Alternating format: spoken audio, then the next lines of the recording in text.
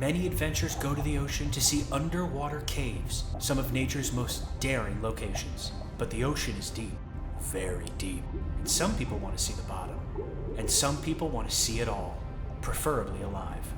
Some adventurous deep dives into the ocean, though, can bring a different result. Here are the 8 deadliest underwater cave dives in history. Viewer discretion is advised. Coming in at number 8, the vanishing depths, the eerie disappearance of Ben McDaniel. Ben McDaniel's tale is one of chilling mystery and unspoken terror. On August 18, 2007, the 30-year-old from Florida vanished into the dark depths of Morrison Springs, a cave system renowned for its eerie beauty and deadly secrets. Ben, an experienced cave diver, took the plunge into the murky blue waters of Morrison Springs alone, an ill-fated decision given the perilous nature of solo diving in such treacherous territory. The cave's twisting passages, like veins of an ancient beast, are notorious for ensnaring the unwary. As the sun dipped below the horizon, Ben's absence became a growing concern. His friends, alarmed by his prolonged silence, sounded the alarm. A frantic search ensued, with rescuers plunging into the depths, grappling with the cave's menacing twists and turns, but Ben was nowhere to be found. His vehicle remained abandoned in the Morrison Springs parking lot, a grim testament to his fatal choice. The rescue teams battled against the cave's suffocating darkness and unpredictable currents, but their efforts were in vain. No trace of Ben was ever discovered. Coming in at number 7, the sunken nightmare of Rumu Prison. Imagine a ghostly prison, half buried beneath the cold, dark waters of a hauntingly beautiful lake. Rumu Prison, located in Estonia, once stood as a grim symbol of Soviet oppression. Built in 1938, it was notorious for its harsh conditions and brutal treatment of inmates. But the prison's eerie legacy doesn't end with its history. In the 1990s, after the fall of the Soviet Union, the prison was abandoned, leaving it to the whims of nature. Over time, the abandoned site became a chilling underwater labyrinth. The prison's quarry, which had been excavated for decades, slowly filled with water, submerging the prison's stark walls and eerie interiors. Today, the ruins of Rumu Prison lie submerged, creating a chilling, otherworldly landscape where the remnants of iron bars, rusted equipment, and crumbling walls peek above the water's surface. Divers exploring this sunken ghost town report an unsettling experience, wandering through the submerged corridors and cell blocks, encountering twisted remnants of daily life frozen in time. Mysterious sunken watchtowers and collapsed prison yards add to the chilling atmosphere. Coming in at number 6, the daring Tom Lung Cave Rescue. In the summer of 2018, the world watched with bated breath as a harrowing drama unfolded in the remote Tang Lung Cave in Thailand. A youth soccer team, known as the Wild Boars, along with their coach, ventured into the cave for what was supposed to be a routine excursion. But a sudden and relentless monsoon turned the cave system into a treacherous, waterlogged maze, trapping them deep within its depths. As the rain poured down and floodwaters surged, the group found themselves stranded, their hopes dwindling with each passing day. The cave's narrow, winding passages became death traps, making their plight all the more desperate. The rescue mission that followed was nothing short of extraordinary, involving an international coalition of expert divers, Thai Navy SEALs, and volunteers from around the globe. The operation, dubbed Operation Heroic Rescue, was a race against time and the elements. Divers faced near-zero visibility, strong currents, and cramped conditions as they navigated the perilous underwater tunnels. Incredibly, after 9 days of intense search and recovery efforts, the divers discovered the group clinging to a dry ledge, cold but alive. The dramatic rescue unfolded over the next several days as divers guided each boy, one by one, through the hazardous passages to safety. The operation's climax came with a series of high-stakes evacuations. The world watched as each member of the Wild Boars emerged from the cave, their faces pale but filled with relief. The successful rescue, however, came with a price. One Thai Navy SEAL, Saman Kunan, tragically lost his life in the operation. Coming in at number 5, the vanishing of Modesto Verischetti.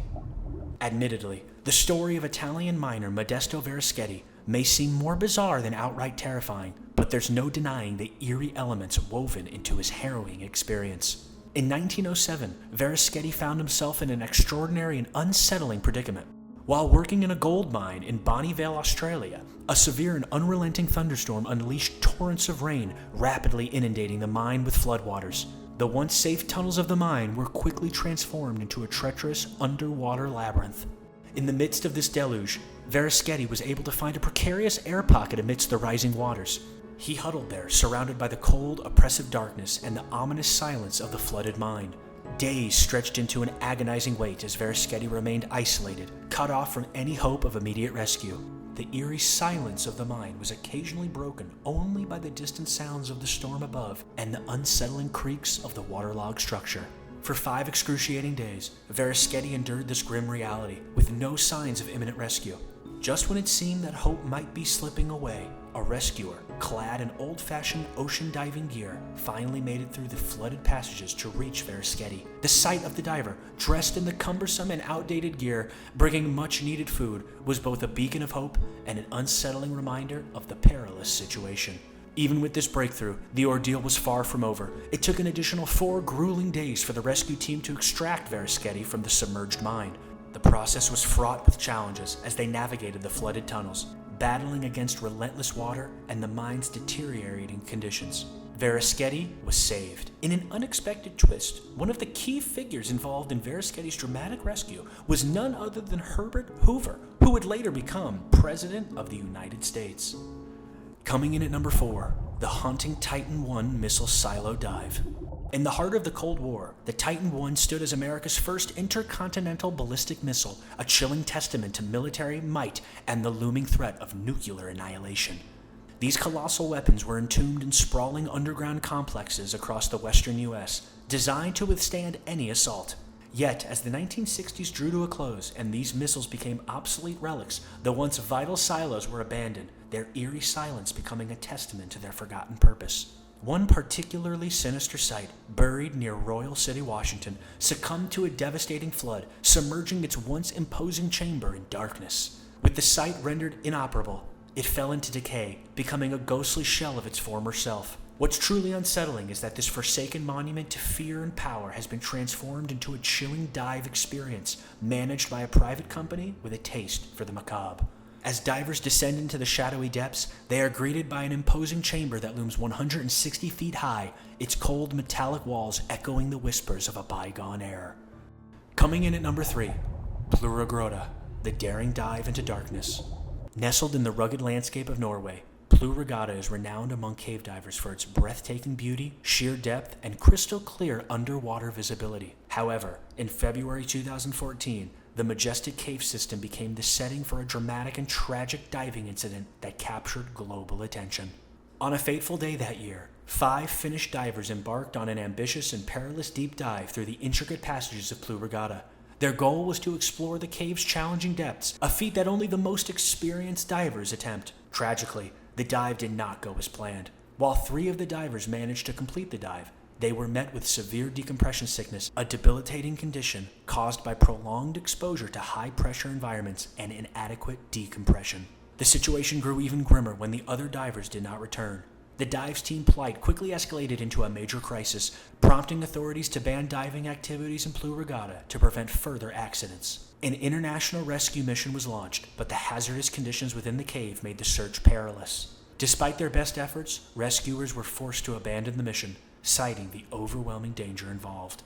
In an extraordinary twist of courage and defiance, the 3 surviving divers, driven by an unyielding resolve to recover their lost friends, decided to undertake a perilous mission of their own. Armed with a large support crew but lacking official clearance, they re-entered the treacherous depths of Plurogrota. Their daring and risky operation proved successful. They managed to retrieve the bodies of their fallen comrades from the cave's dark recesses. While at first they expected to face legal repercussions, they ended up being awarded medals by the Finnish president for bravery and perseverance. This story was later turned into a gripping documentary, Diving into the Unknown. Coming in at number 2, the harrowing death of John Edward Jones. The tale of John Edward Jones' tragic demise has etched itself into the annals of spelunking lore, chillingly earning the title of the worst death of all time. On November 24, 2009, Jones, along with his friends, ventured into the dark, winding passages of Nutty Putty Cave, a labyrinth system in Utah known for its deceptive allure and treacherous traps. Amid their exploration, Jones decided to brave a particularly notorious section of the cave, the birth canal. This passage is infamously narrow, descending almost vertically in a constricting squeeze that requires climbers to maneuver headfirst. Despite the risks, Jones squeezed into the birth canal, unaware that the decision would seal his fate. The passage proved to be a merciless trap. As Jones wiggled his way down, the sheer width of his torso made it impossible for him to continue. He became wedged tightly, unable to move either up or down. The claustrophobic reality of his predicament was horrifyingly immediate. The more he struggled, the more entangled he became. The desperate efforts of rescuers to free Jones became a grim ordeal marked by futile attempts and heartbreaking setbacks. A complex rope and pulley system was employed to try and extract him, but as the machinery strained under the pressure, it malfunctioned, and Jones was cruelly returned to his original, more perilous position. The slow agony of his entrapment dragged on for over 24 hours as rescue operations continued with mounting frustration and despair. Jones' situation grew increasingly dire as he remained upside down and compressed in the claustrophobic space. His struggle for breath became more desperate, and despite the heroic efforts of rescuers, time was slipping away. In a poignant final gesture, a radio was lowered to him, allowing him to speak with his wife one last time. The heartbreaking exchange was a fleeting moment of connection amidst his harrowing isolation. Eventually, the unthinkable occurred. Jones lost his ability to breathe, succumbing to the suffocating pressure of the narrow passage. And coming in at number 1, the tragic fate of Dave Shaw. The cave diving death of Dave Shaw unfolds as a harrowing, multifaceted tragedy, shadowed by grim irony and desperate struggle. In a deeply unsettling narrative, Shaw's final moments, captured on his personal camera, offered a chilling glimpse into the dire circumstances leading to his ultimate demise. The story traces back to 1994, when Dion Dreyer, an experienced diver, met a tragic end in the depths of a submerged cave in South Africa. His body was lost in the underwater passage, leaving his family with a crushing sense of unresolved grief. Fast forward to 2004, a decade after Dreyer's death, when Dave Shaw, an accomplished diver with a noble mission, descended into the same treacherous cave system. Shaw's dive was driven by a promise he made to Dreyer's parents to recover their son's remains and bring them closure. Shaw's dive began with the solemn purpose of retrieving Dreyer's body. After navigating the perilous underwater maze, Shaw reached the site where Dreyer had perished. In a profound act of respect and dedication, he managed to locate Dreyer's remains. However, as Shaw prepared for a return journey, he was suddenly overtaken by nitrogen narcosis, a debilitating condition caused by high levels of nitrogen at great depths. The condition severely impaired his cognitive and physical functions, causing confusion and disorientation. In a tragic turn of events, Shaw succumbed to the effects of narcosis, his body found alongside Dreyer's in the chilling embrace of the underwater cave.